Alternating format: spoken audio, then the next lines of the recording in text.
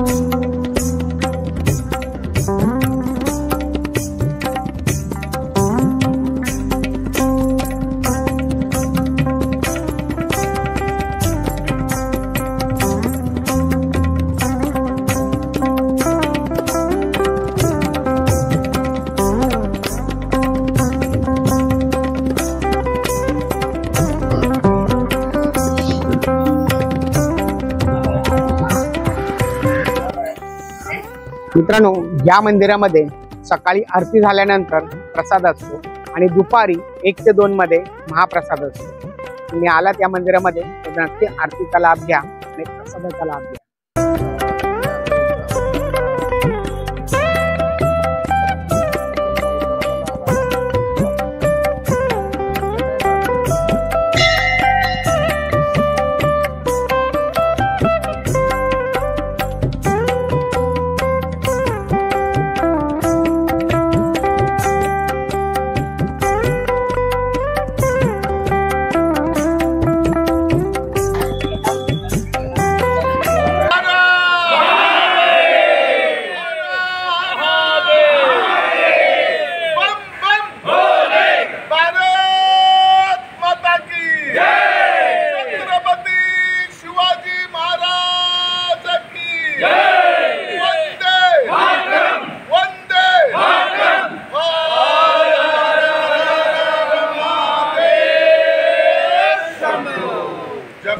मित्रांनो, मुख्यत्वे या मंदिरामध्ये तुम्हाला सोमवारी भक्तांची रांग लागलेली दिसेल.